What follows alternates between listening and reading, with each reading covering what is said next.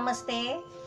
मी आज मुगाची डाळ आणि उडदाची डाळ अशी घेऊन आहे ना मिक्स सांडगे बनवते आहे। त्याचं साहित्य दाखवते। ही मुगाची डाळ आहे, साळी सकट आणलेली, म्हणजे ही पाव किलो आणली होती। ही उडदाची डाळ आहे, ही सफेद बिना साली आहे, ही पण पाव किलो आहे। म्हणजे दोन्ही डाळी आहेत ना अर्धा किलो झालेले आहेत। आता हे मी काय केलं, रात्री आहे ना भिजत ठेवले पाण्यामध्ये। रात्री भिजत ठेवून आहे ना आता मी सकाळी आहे ना पहिले सकाळी उठल्या आहे ना आपण असे काढून चालणीमध्ये ठेवायचं, म्हणजे कसं पाणी सगळं त्यातलं निघून गेलं पाहिजे। आता आपल्याला कसं आता मला थोडं करायचं आहे म्हणून, नाहीतर मला जर समजा 1 किलोचं करायचे असते ना तर मी चक्कीतून दळून आणले असते, म्हणजे चक्कीतून भरड करून आणायची असते। हे आपण कसं आता मी रात्री भिजत ठेवली, पण तुम्हाला आहे ना म्हणजे लगेच करायचे असेल तर 3-4 तास आहे ना पहिलं करायच्या आधी 3-4 तास पाण्यामध्ये भिजत ठेवायची आणि पाणी आहे ना असं चालणीमध्ये गाळून घ्यायचं, म्हणजे त्याच्या पाणी नाही आलं पाहिजे, म्हणजे अशी चांगली सुकी झाली पाहिजे अशी। म्हणजे यात अर्धा किलोची डाळ आहे, मिक्स डाळ घेतली आहे। त्याच्यासाठी आहे ना ही धना पावडर घेतली आहे। ही धना पावडर आहे 5 रुपयाची आहे। ही धना पावडरचं पॅकेट घेतला होता, त्याची ही 5 रुपयाची धना पावडर आहे। आपण कसं 3-4 चमचे धने घेऊ शकता। आणि हे मीठ आहे, चवीपुरतं आपल्याला मीठ घ्यायचं आहे। हे लसूण आहे, हे लसूणच्या पाकळ्या आता तुम्हाला अंदाजाने नाही सांगत, मी 60 पाकळ्या मोजून घेतलेल्या आहेत। हे लसूणच्या लहान मोठ्या, असं नाही की एकदम बारीक आणि एकदम मोठे असे पण नाही, लहान मोठ्या सगळ्या 60 पाकळ्या लसूणच्या घेतलेल्या आहेत। म्हणजे ही 1 वाटी लसूण म्हणजे 60 पाकळ्या। हे थोडंसं 2 चमचे जिरं घ्यायचं, हे 2 चमचे मी जिरं घेतलेलं आहे। आणि आहे ना 10-12 मिरची घेतली आहे। आता आम्हाला जास्त तिखट नको म्हणून 10-12 मिरची घेतली आहे। तर तुम्हाला समजा जास्त तिखट पाहिजे असेल तर ह्याच्यापेक्षा तुम्ही डबल पण करू शकता, आणि ह्याच्यापेक्षा आहे ना तुम्ही जास्त थोडीशी 4-5 मिरची जास्त पण घेऊ शकता। आणि हे आहे ना ताटाला लावण्यासाठी तेल आहे।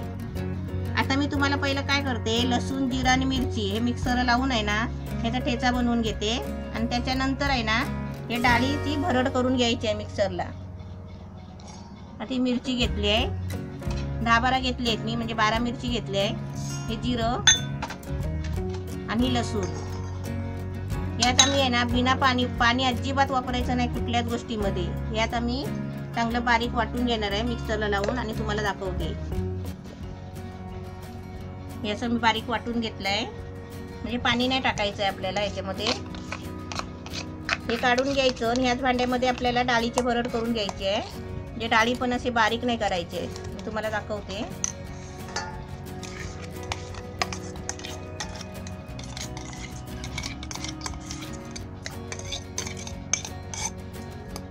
हे भांड्यामध्ये चिपकून राहिलं आहे, पण त्याला काही टेन्शन नाही, आपल्याला त्याच्यामध्ये डाळी वाटायची आहे। हे डाळ आहे ना हे आता भरड करून घ्यायचं आहे, पाणी सगळं निकलून टाकायचं आहे चाळणीमध्ये ठेवून। अशी डाळी आहे ना थोडे घेऊन मिक्सरला बारीक अशी आपल्याला भरड करून दाखवायची। मी दाखवते तुम्हाला। बघा डाळ मस्त वाटली आहे, म्हणजे जरा अशी भरडच ठेवायची। ही अशी बारीक आहे ना भरड एकदम म्हणजे बारीक नाही करायची, अशी हाताला बघायचं कणी लागली पाहिजे, म्हणजे अशी बघा अशी गरगरीत फिरते ती, गरगर एकदम आहे ना गरगरीत फिरते, अशी 2-3दा फिरवायची। ही अशी आता ही सगळी आहे ना ही मी जशी डाळ वाटली आहे ना अशा या सर्व दोन्ही डाळी आता एकत्र करायच्या आहे। ते मी अशा सगळ्या वाटून तुम्हाला दाखवते, करताना दाखवते। आता सगळं वाटून घेते मी।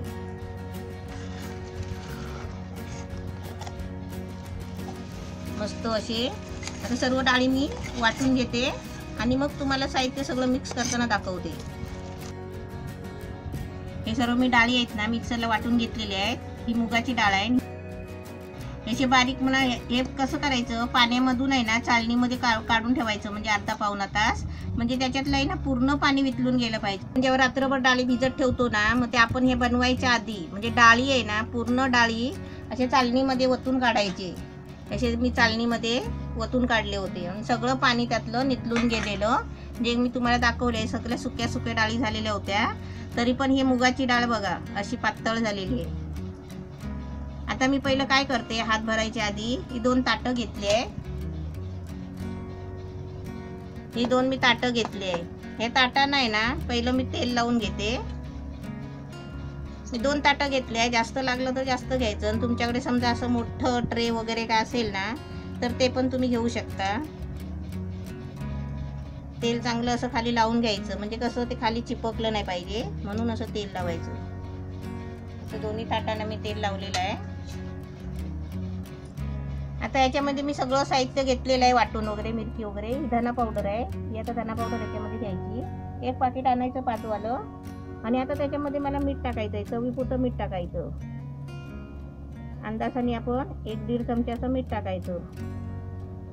खार नाही झालं पाहिजे, उलट आलमी झालं तर चालेल, कारण त्याला आपल्याला नंतर म्हणजे त्याची रेसिपी बनवून खायची आहे.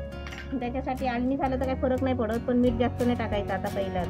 आता मी हे सगळं आहे ना हाताने सगळं मळून घेणार आहे, एकत्र गोळा करून घेते. मुगाची डाळ आहे ना अशी चिकट असते, त्याच्यामुळे उडदाची डाळ चिकट असते आणि मुगाची डाळ आहे ना ही अशी पातळ झालेली असते. ही उडदाची डाळ आणि मुगाची डाळ हे असे मिक्स करून असे वाटून चांगले घ्यायचे.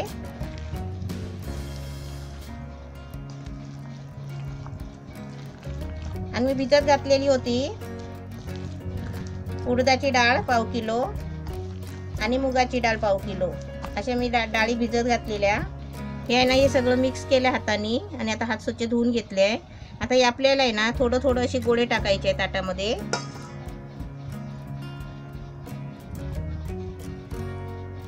असे आपल्याला फक्त गोळे ठेवायचे, छोटे छोटे, चिपकवायचे नाही आहे, असे वेगवेगळे अलग अलग ठेवायचे.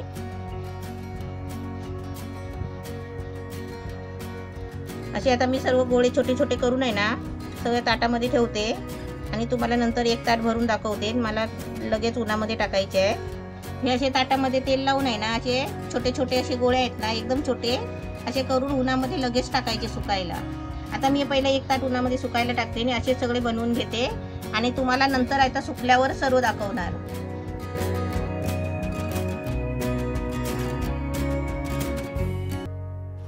मुगाच्या डाळीची आणि उडदाच्या डाळीची सांडगी तयार आहे, एकदम मस्त रेडी झाली आहे. 4-5 उन्हामध्ये सुकवायला लागतात. असे तुम्ही पण बनवा मस्त पैकी.